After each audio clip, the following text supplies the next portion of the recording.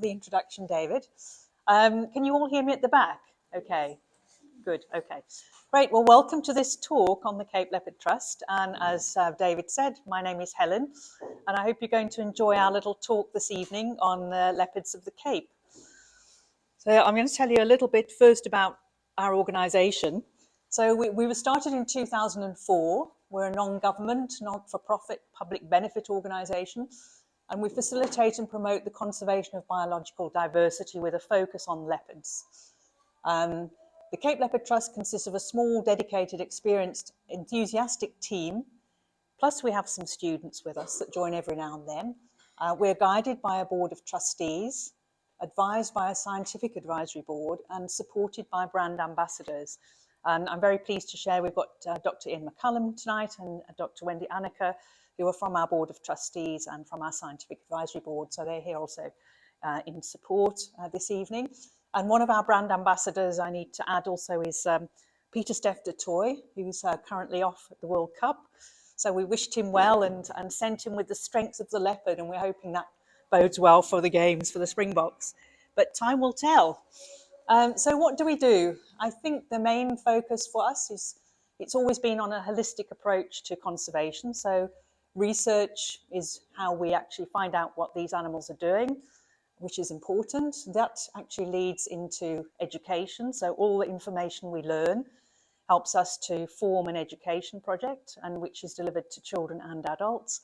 And then the education information feeds into applied conservation. So it's kind of a circular economy. We have to learn about these mysterious cats before we can actually try to protect them and learn how they behave, and then know what to do when we need to get our work going. Our purpose and vision is actually to ensure the continued survival of leopards at the Cape for the benefit of nature and society. So leopards are beneficial not just to nature because of the ecosystem role they play, but also to society. And I'll tell you a little bit more about that as the talk evolves. We actually try to protect leopard habitat first and foremost, and we also have to protect the diet of the leopard, which is this prey species, and promote peaceful coexistence between leopards and people, which is not always the easiest task to do. So, but overall, the overarching goal, of course, is to protect the Cape's unique and special biodiversity. So why study leopards? I'll share with you that I've been in conservation quite a long time now. I've worked with different large and small species, but I find leopards particularly fascinating, and the leopards of the Cape particularly, and I'll share why. I think the main thing for me is that leopards are fascinating animals because they're the only big cat that's evolved across many, many different continents of the world. So no other big cat has managed to survive in that way. So that's obviously the fascination, the capturing character of the leopard. But on the other hand, I also want to set the scene of why they're so fascinating. They're listed as vulnerable by the IUCN, the International Union for Conservation, but they are actually not critically threatened at the moment. They have, however, lost 75% of their historic range across the world, which is a concern. In southern Africa, 28 to 51% of this historic habitat is already lost. And of the remaining suitable leopard habitat in South Africa, only 32% is within protected areas. And within the Western Cape, only 30% of that is protected. So the interesting thing about the leopards in the Cape too is that they exist primarily outside of protected areas, which is incredible. So why are these leopards particularly fascinating? One reason for me is that they're actually all that's left of the big five that once roamed these landscapes. And we probably don't even stop to think about that, but once these landscapes were home to the big five. And why is it that the leopard has been the one that's managed to survive and adapt? And it's that quality that really is a signal of what kind of keystone species it is for us. But I call them small but mighty. They're really incredible animals because if you look at a savanna leopard, which has a weight of approximately 61 kilograms in a male and 37 in a female, and compare it to the fynbos biome leopards here in the Western Cape. We've got a 35 kilogram maximum weight for a female approximately, and a 20 kilo weight for a female. So really it's kind of the weight of an oversized travel suitcase. But anyway, I'm going to tell you why size isn't necessarily important in their case. The density of the leopards, many people often say, how many leopards are left? And we try not to quote numbers particularly, but we do work on density. So we look at what the leopards of the Cape are in terms of a particular area compared to savanna leopards. So in the areas we've studied, the Cederberg leopards, you get approximately 18 to 23 leopards per 100 square kilometres. 1.8 to 2.3. In the Woerland, 1.69 leopards per square kilometre, and in the Little Karoo, 1.26 leopards per 100 square kilometres. So they're a lot less present than the savanna leopards. You would get perhaps 10 leopards in the same territory, you get 2 leopards here in the Cape. So it's interesting to see that they are a lot rarer. We've just studied the Overberg as well, and that turned out to be a much lower density at the moment. That's looking approximately 0.64 leopards per 100 square kilometres. But it is a smaller area and perhaps a little bit different vegetation, and perhaps diet is also an issue. But what's the ecological importance of these leopards? In any landscape that has a large predator, it's important that we keep that predator present and intact. Leopards are actually the keeper of the keys when it comes to the ecosystem. They keep things in control. So once you have a leopard in a landscape or a large predator, they make sure that all the mesopredators, the smaller predators, and the herbivores are kept under strict control. In the Cape here, in the peninsula, you know yourselves, being part of the Zandvlei Trust, that the baboons are kind of a bit of a problem. And if we had got a proper ecosystem still intact, where leopards could thrive here, then there would probably be a different story. But unfortunately, with the development of human encroachment and the freeways, there's just not enough space for these leopards. They need a huge area to roam, and they're very different in that way. And the nearest leopards we can tell you we found are towards the Zandvlei area and the Tyger Valley National Park on the west coast. We've seen proof of leopards around the Kuburg Power Station, and then obviously in the winelands we've got a nice concentration of leopards there.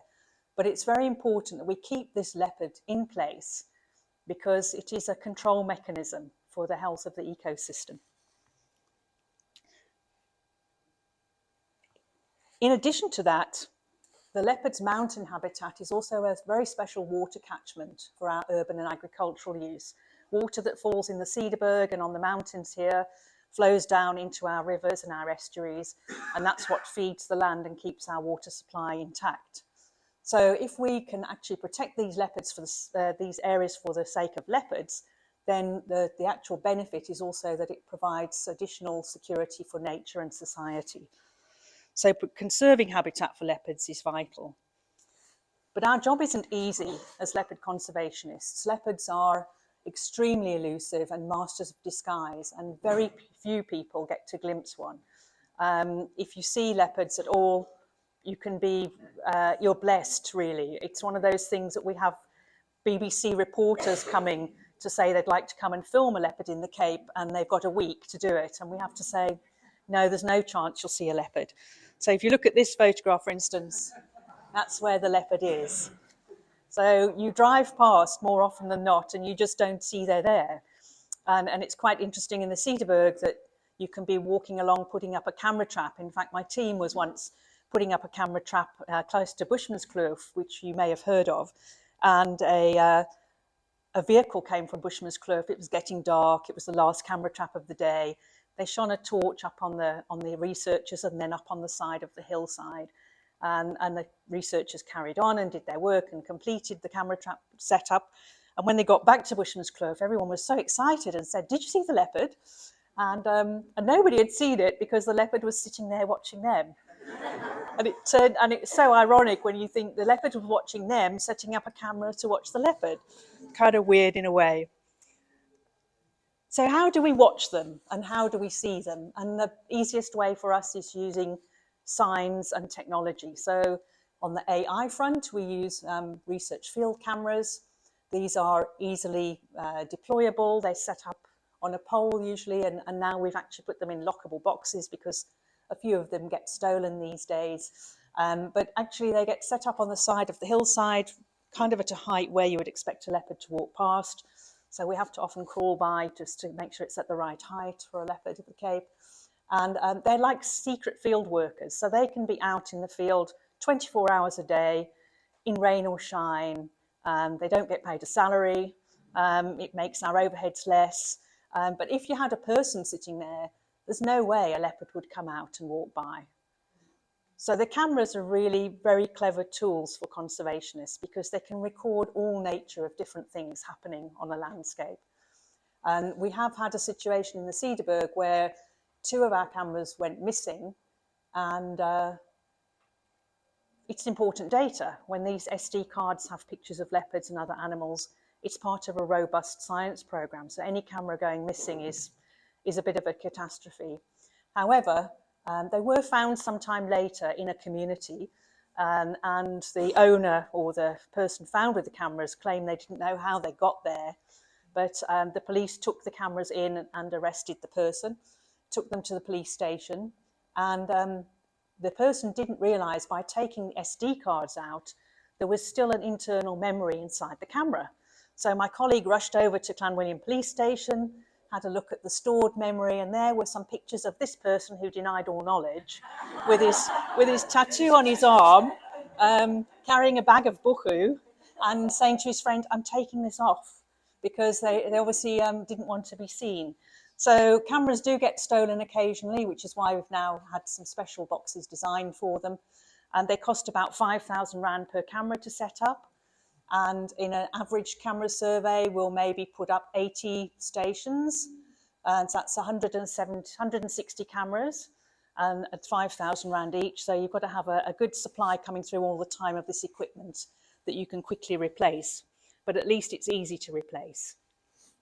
So if you look at this, this is what a normal lockbox looks like. The front drops down.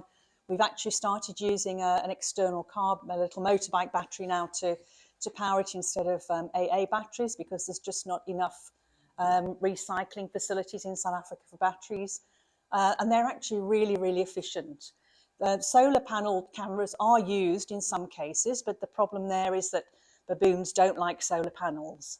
They'll go up to a solar panel and they'll hit it until it breaks. So you set up an expensive installation of solar panels with your camera, and they just don't last very long at all. So we're sticking with this traditional method for now. And then every time we install a camera, we put in a very heavy iron bar as well. Again, with an idea to deter thieves from taking out a wooden stake, which is much more easy to remove. But even so, we've had the padlocks cut off and the cameras and the whole boxes taken away. So it's a moving feast, really. We also look at signs that leopards leave behind. So typically it will be the paw print of a leopard in the soft sand, which we can measure and try and gauge the size of an animal. It'll be scratched trees on trees, if any of you go hiking and perhaps you notice that. Leopard scat. We've got actually one of our researchers, an expert at washing leopard scat. It doesn't sound very romantic when it comes to research, conservation research, but actually leopards are very environmentally friendly eaters, and they eat everything. You'd be amazed, even hooves and bits of porcupine quill. I don't know how their intestines stand it, but they manage to eat most things. You can see here like a little claw sticking out in the middle photograph, and then signs of kills as well we look for, which is where you have porcupine quills lying around. And then when we're looking for leopards, we actually accidentally get lots of other species, which is fun. You know, we see some incredible things. I almost put in a picture of a dancing baboon in front of the camera today, then I ran out of time. But you see like spotted jennet, African wildcat, lots of rattle activity. They often come right up to the camera to look. Otters, klipspringer, caracal, Cape fox. And then in the Cederberg, when I was there 2 weeks ago, we saw lots of aardvark, which is quite interesting. So we don't often get those, but there were a lot. So perhaps the rain has brought them out of the burrows more, but it was interesting to see the different pictures on the cameras. And then you get pictures like this. And since it's Arbor Week, I thought you would quite enjoy this tree-hugging leopard. So this is a mother and cub. She's teaching her young cub to obviously climb a tree, but I think leopards are very good agile tree climbers, but I think he bit off a bit more than he could chew there. Isn't really getting traction on the eucalyptus, unfortunately. And then we get pictures like this. This particular leopard was named after our chairman, Johan van der Westhuizen, magnificent male leopard. He's not around anymore, but it shows the quality of the pictures. And then this is a more recent picture of our own snow leopard. So it's a very different kind of perspective, but you can perhaps get a good idea there of the layout of the leopard, how small they are compared to bush leopards, if any of you have been on safari. So are these leopards a separate species, subspecies? The answer is no, but due to their vulnerability, the leopards in the Cape do require special conservation management plans. And I suspect, although it's not absolutely 100% confirmed yet, but I suspect they could be the smallest leopards in Africa. And we'll have to see. There's still debate going on around that. We are actually associating a little bit with Saudi Arabia with their Arabian leopard rewilding program. And that's kind of the closest small leopard that I've found that's close to Africa. But the interesting thing about the cameras is it really does give you an idea of what leopards, or how they behave and what their diet is, as well as their actual body structure and health. So you can see there a variety of animals that they've eaten, a Cape hare, a rabbit, and this little dassie amuses me because it's carrying the dassie as though it's a little cub. And I wondered whether perhaps this is a female taking the dassie home to teach its cubs to hunt. But the dassie looks as though he's had a bad day at the office, and perhaps he wished he hadn't eaten that last bit of food because he couldn't move fast enough to escape the leopard. So leopards in the Cape, they've got huge territories, that's the other thing. An average leopard in the Cape has a territory of a male anyway, 313 square kilometres territory, and a female 116. And why is that? So we've got different requirements for them. Habitat is very different here in the Cape.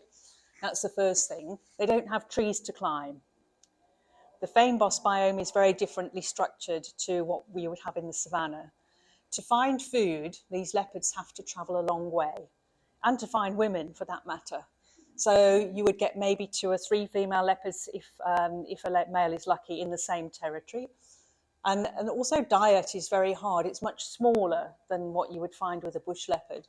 So you can see here that the majority of the diet is taken up by porcupine, grasbok, rock hyrax and klipspringer, along with a few opportunistic smaller animals as well. But interestingly, baboons don't feature greatly in the leopard diet. You'll see it's only 8% of the diet that we've discovered from the scat we've actually researched. So a lot of people think that leopards eat baboons. Leopards in the bush may be, but in the Cape, these leopards and baboons keep very respectable distances between each other, because a small leopard like the leopards we have here can't afford to be injured by a baboon. So they will keep kind of just a respectful distance between each other, but even that is enough actually to keep things under control. So how do we identify leopards?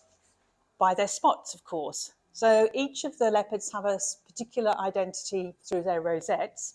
The camera traps take a picture of each side of their flank, and then we actually run them through some special software called Hotspotter and Carnivore Wild Book to make sure that we identify which leopard is which.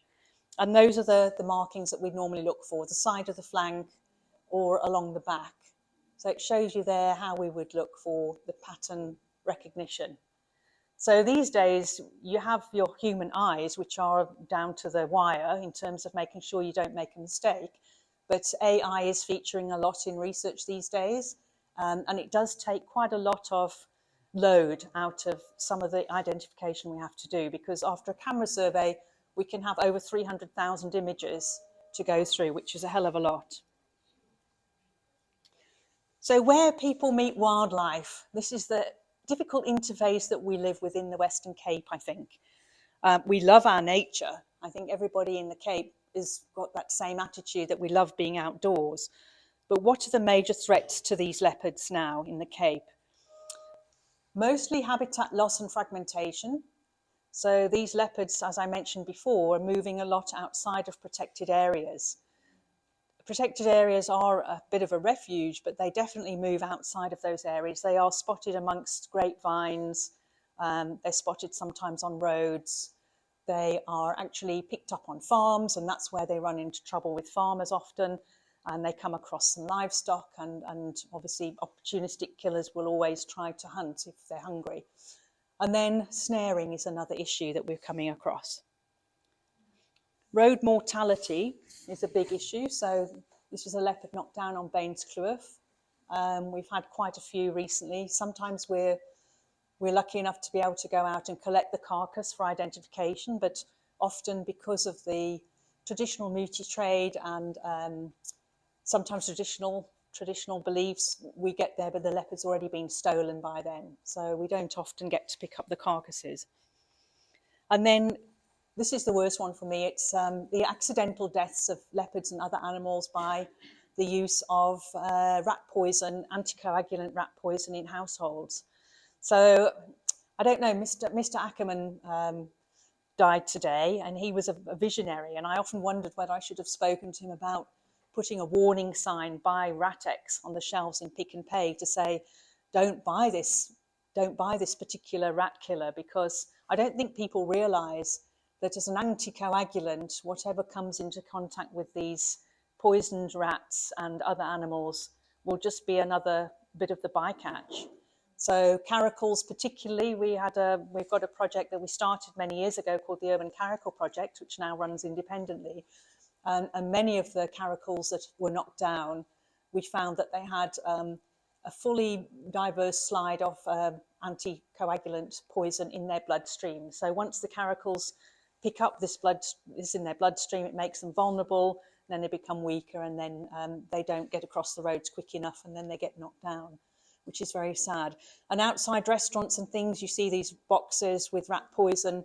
The rat doesn't die in there. It just picks up the anticoagulant rat poison, goes outside, walks around, dies. Then an owl will come, and then something else will prey on the owl. And it's a whole cascading system where these animals are badly affected throughout the whole of the animal kingdom, really. So how do we change mindsets when it comes to wildlife? And this is quite an interesting project I thought I'd just share with you. It's called The Tale of Two Leopards.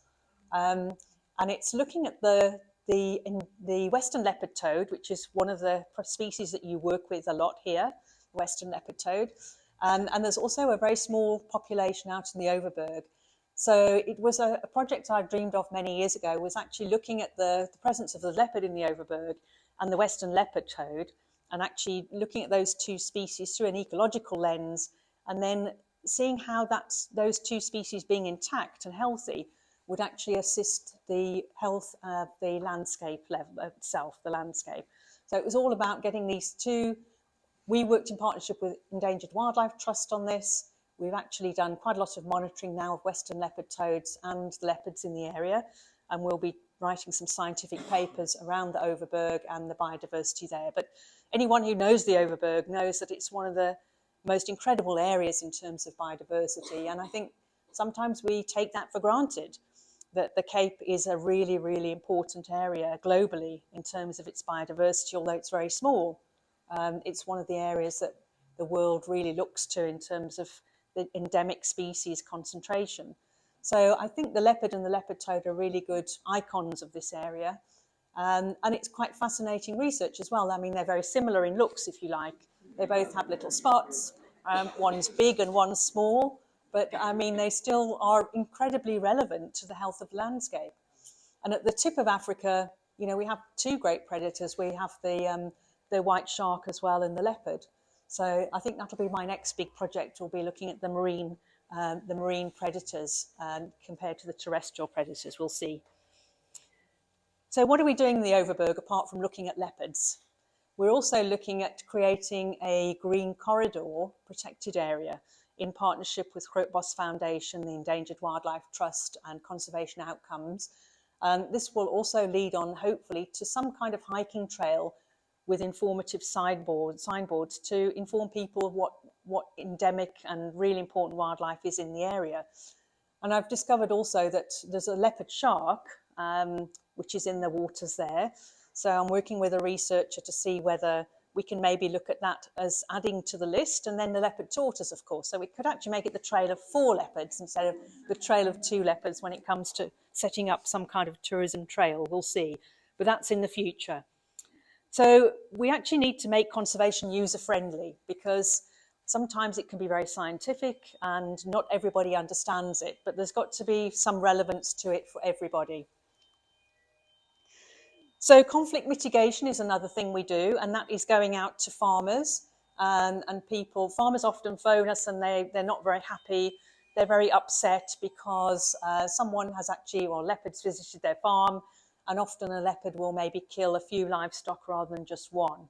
It's the nature of a big cat. They're not used to being in an area where there's a number of animals together that are suitable as prey, and so the natural behaviour can't be enacted. So basically the leopards then try and take bites out of several different animals, and then it obviously upsets the farmer because they lose quite a few sheep on one night.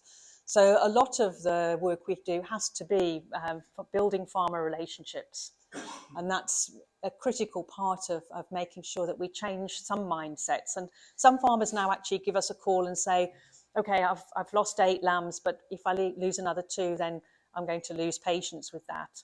So they do give us a warning if they've really got to the end of their tether. So last year we started some farming with nature workshops in the area around Piketberg and Montague, and we taught farmers more about working with predators, good decision making in terms of managing your predators, looking at drought management and grazing plans, and also how to improve your kraal system. So many farmers actually don't have kraals these days. That's another issue. They like to leave their livestock out on the mountains come night or day. But then if a leopard comes across them, they get very angry. So it's how do you find that, that very level balance? So we also work with community farmers who've got small livestock holdings, and that means often going out and helping them to make the kraals that they have more predator proof. And one of the big projects we've got on our horizon now is actually designing a mobile affordable kraal, which will be available for farmers in a blueprint form that they can actually create their own kraal. This will be a massive project because we tried building one ourselves and we couldn't manage it. So we've now put it out as a competition, and we'll be bringing in engineering faculties, engineering companies, designers to see if someone can come up with an amazing design that will really help us to put a kraal out there that farmers can use and find it easy to put up, easy to move. And the idea is also that if farmers put up a kraal, they often leave it there forever, but that then erodes the land becomes less productive, there's less food security then. So I think with the current situation we've got in our world with water security and food security, we need to also support farmers in finding a solution. So it's a solutions-driven approach. We'll then be testing the kraal in 3 areas across South Africa, 1 area hopefully in Zimbabwe, and we'll also be testing it in Saudi Arabia. So it's going to become a global project, and the idea really is that if we do this, we can actually help other areas across the world with predator problems. So we're acting locally, but the whole vision of South Africa, the Cape Leopard Trust, is to think local, or act local, but think global. So you never know, maybe we'll come up with some amazing plan and be able to sell it to other countries. That's in the future. So I think the other point about the Western Cape is that we all admit that it's a fantastic landscape. This morning I was at Lawrenceford and I looked out at a mountain similar to this, and I thought how fortunate we are to live in this area. It's so pristine, it's so incredible, but there's a dark underbelly to the Cape, and I thought I'd share this with you, looking at it at a global level. So the world, not just the Western Cape, is facing a global extinction crisis. We held this year in March the first ever Global Leopard Conference, and we brought together 58 countries, over 300 delegates over 5 days per day from different leopard projects, and they all reported having problems with snaring. So if we look at, for instance, Southeast Asia, they had, in 5 years, almost 200,000 snares removed from 5 protected areas in Cambodia, Laos, and Vietnam. And this year, the critically endangered Indo-Chinese leopard has been declared functionally extinct. In central Poland, 28 wolves were snared between 2015 and 2020. 674 snares were removed in Uganda in 4 months.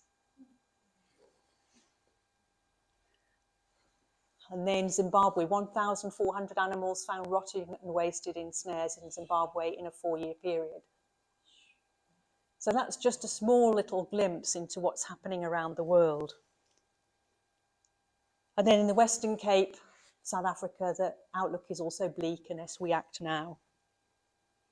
So what is a snare? So I don't know, a lot of you probably hike and go out walking, enjoying the landscapes here. And it's very often missed because the snare is laid against a piece of wood or a stem of a tree. It's very well hidden in undergrowth. People don't look for it and they don't notice it. And that's part of the problem. But during our research in 2019, we'd already seen something was happening. And we actually employed someone for 1 year to go walking along fence lines in the winelands, and he actually walked 2 cycles, two cycles of the same territory over 1 year, covered 1,332 kilometres and 209 patrols. Those 671 snares were found during those patrols in a year. That was then. So that was before the COVID came. And then last year, we were back on the road, and the interesting thing was we kept getting called out to animals found alive in snares. It was something we'd never had to deal with before, but particularly caracal were falling victim to this terrible situation. And we weren't equipped to deal with it because we're not vets, but people found our number, and we always answer, you know, any day you phone us, you get us answering the phone. So we would try and phone Cape Nature, and then we'd try and find a vet, but not all vets are qualified wildlife vets. So I'd come across a similar situation some years ago when I was working with rhinos, when rhinos started being found alive during poaching incidents. And we put together a team of people that could go out to particular injuries. So if there were bullet wounds, it was a particular vet with an X-ray machine. If it was a facial injury, it was a human maxillofacial surgeon came with us. A cosmetic surgeon for humans was actually used for rhinos because we didn't know what to do. And obviously a surgeon that could look at how to rebuild a rhino's nasal cavities because you didn't know how to deal with injuries. So we decided we'd take a similar approach and do the same with this and actually get partners involved to make a difference. And the caracals on the left and the right, both those caracals were last year's victims that we didn't get to in time and we couldn't find help for them. They both died. The injuries are really severe when they pull away from the snares. Sometimes they escape with the snares around their body. And interesting, on the winelands cameras, we found so many animals just walking around with snares on them. So they've obviously just walked away with the snares around their body. The central caracal was interesting because we'd already started last June to look into finding the right vets that were available to us in our area. And I got a call at 8:30 in the morning from a wine estate on Hellswater Pass. They'd found a caracal with a snare around its body. And I was able to phone a vet in Wellington that I knew who had the right equipment to go out to this caracal before it got distressed and started pulling too much. And it was released within 2 hours with very minimal injury. So that's the kind of response that you want to see and the kind of help these animals need. So the next step was to set up some kind of campaign, and that was how we launched Snare Free. So Snare Free, the whole initiative started last June when we first got called out to these animals. we pulled in Cape Nature, Cockleburg Reserve, the Wildlife Forensic Academy and the SPCA, and we sat down around a table and said, how can we create a collaborative effort to try and respond and remove these snares happening? So it's kind of a really high profile partnership, and I think that's what makes the Cape Leopard Trust special, is that we're small, but we actually go out of our way to form partnerships so we can get more done. And that's how this has turned out. We've now got an amazing response for this. We've got a hotline number, so if you find an animal alive in a snare, you can phone this number 24 hours a day and someone will go out to the animal. We always advise people never to approach a wild animal. Keep noise to a minimum if you see them, and don't allow people to go close. And then essentially people just have to give an operator the location, the species and your contact number, and the rest will do. So we had a big fundraising campaign, and we managed to find funding with the International Fund for Animal Welfare, and they helped us to launch this project and get it off the ground. We've also prepared a lot of resources which go with it. There's a special guide to snare patrols for landowners that they can use. There are snare posters in 3 languages available to put out at farms or for farm workers. Many farm workers just don't realise that snaring is illegal. That's the first thing. Many farm workers or local communities will snare for the pot, so it's food related. Just one sec. And then sometimes, though, there's also another practice where there are clusters of snares put out for indiscriminate hunting. And that's where you get domestic animals caught in them as well, not just wild animals. And so it's causing havoc really across this pristine landscape. So we all have to kind of step up and do what we can. And we've also got a vehicle out on the road now, which is heavily branded, where people can actually phone us with the hotline number on. And that will enable us to be much more mobile and quick with the situation to get out to animals quickly. And then the end of that is that we were able to put together, through our collaboration, a Western Cape response plan, which has now been written up and finalised. There's just a few changes now from Cape Nature, but that gives us a decision tree as to where to go and who to phone immediately that these animals are caught in snares, and also obviously looking at potential law enforcement going forward. But there's still quite a lot of research to be done on what are the real drivers of snares, who's doing it, why. If people are hungry, that's one thing, and that's something that you can't really use punitive measures against because that's a socioeconomic problem. But is there another underlying factor? Is there a bushmeat trade that's actually overcoming the availability of these animals? And also the target animals of the snaring are often animals that are the leopard's prey. So if we don't protect the leopard's prey, then that threatens the landscapes, which threatens human security in terms of safety and food security as well. So what can you do to help us with this? And that's one of the things we set up during COVID was an online app. You can actually not only use the snare-free hotline to call, but we'd also like people to load any GPS coordinates of signs of leopards and threats to leopards in the Western Cape using our online web app. So through this, we will actually be able to find a map or create a map of where the hotspots are happening and where things are really getting out of control. But before I move on to the next stage, can I just take your question? I'll take questions afterwards. Okay, all right, David. Okay, that's fine. Great. So then just going on to education, one of the things that we really believe is that environmental education is where we need to have our start in terms of changing mindsets with young people. So young people often grow up in places where they don't get a chance to go out into nature. They don't have a chance to go out into a remote place where there's no signal for their phones. And we really need to get kids back into nature. I think one philosopher said that there's a real danger that children are going to become disconnected from nature because we just don't get them out there. They're becoming rarer in nature than nature itself. So we have to just get those kids out into the outdoors. So our environmental program actually consists of school outings, presentations. We do snare patrols often with the children as well. And then we take them out into wilderness camps in different areas, and we have a concentrated time with them for 3 or 4 nights.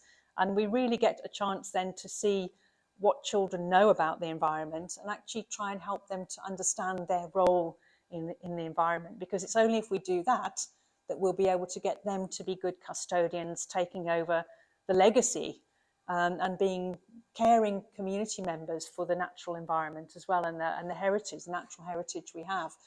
And one of the most effective programs we started in 2019 was a Girls in Conservation program, because if I ever advertise vacancy notices for employees, we very rarely get females applying. We very rarely get African females applying. So we decided that instead of looking at that as a problem, we'd find a solution and start going to high schools and targeting girls in grades 10 to 12 and providing a mentoring system for them to select or actually apply to come on our course to become a girl in conservation. And we've had now a couple of cohorts that have gone through the programme, and I can with confidence report one this year took on a UCT course for marine conservation, which is great. We've seen one success story. Another few have changed their subjects now in grade 8 and 9 to actually study nature conservation.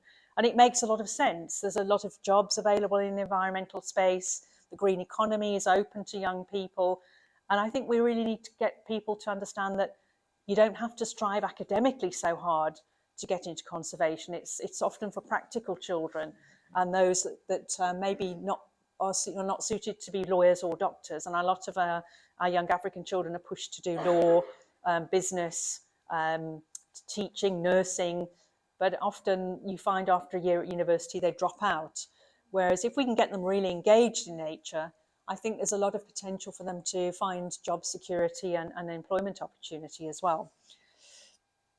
During COVID, when we found ourselves cut off from the world, we decided we'd follow our desire to write a children's book. So we prepared a book called Footprints in the Fynbos. It's an amazing children's book that consists of a story about young Leto the leopard, who gets kicked out of his home by his mum and has to go and find his own way in the world, and all the experiences and challenges he comes across during that life journey. It's quite a symbolic story for young children because it shows how one must overcome challenges to survive. There's a lovely section of facts in the middle of the book, and then there's a section of activities as well. And we were able to translate the book recently into isiXhosa and also into Afrikaans, and it's become a really, really popular conservation tool. But the education team didn't stop there. They decided that our concern must be to include all children in conservation, not just children in mainstream schools. So we also had it made into African Sign Language with the Stellenbosch University Hand Lab. We also had it recorded into audiobooks into all 3 languages. And one of my colleagues, Naas van Jaarsveld, wrote a song, which you can all download if you want to, but once you sing it, you won't get rid of it it just becomes stuck in your mind forever. And then the most recent thing we did was we converted the story into Braille. So it's now available in a Braille version as well for children who are blind. And it was inspired by my colleague who went to a toy shop to try and buy something for his friend who had a blind child, and the toy shop assistant said to him, "Well, blind children don't play." I mean, what a response to have to a question like that, blind children don't play. So it really made us think about how can we make what we do inclusive and accessible, and that's part of this journey to make sure that our education programme is accessible. And today I'm proud to say that we've just received funding to create an AI programme for children that are disabled. So we will be able to use AI goggles to take children into the Cederberg when they may otherwise not be able to get there. So we'll see how that goes. So next year, the Cape Leopard Trust is 20 years old, which I think is quite an achievement for a conservation organisation. We recently launched a coffee table book called Against the Odds, The Remarkable Story of Leopards at the Cape, because these leopards are remarkable. They're remarkable survivors, and I think they should all be a symbol for all of us that, if we want to conserve this amazing environment around us, we all have to put in some effort to do it. So how can you help? I think the first thing, obviously, is to follow us on our usual social media channels, if you'd like to, and follow our news. spread awareness about leopards and the need to protect the habitat of the leopards to ensure their survival, drive slowly through areas where we're seeing wildlife. One thing we have done is we're working with Brian Little, who created a lot of the glow-in-the-dark caracal signs on the freeway that you see, and particularly in Stanford, where we have the leopard toad and the leopard crossing at the same areas.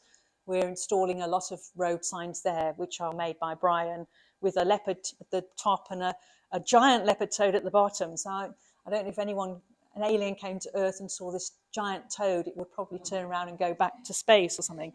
And then I'd like also to encourage you to sponsor a child for one of our activities, our educational activities. That's a very easy thing to do and really does make such an impact for these children that we get out into the nature space. You can always support us by our donations or leaving a legacy or buying an adopt a spot for a special birthday for someone. And I think the underlying message is please help us to save a spot for leopards in our future. We have an amazing array of merchandise as well. So Christmas is coming. Ian's got a pair of our glow-in-the-dark socks he can even show you if you want to start buying Christmas presents. And we're very fortunate to have some really good sponsors, which we are very thankful for.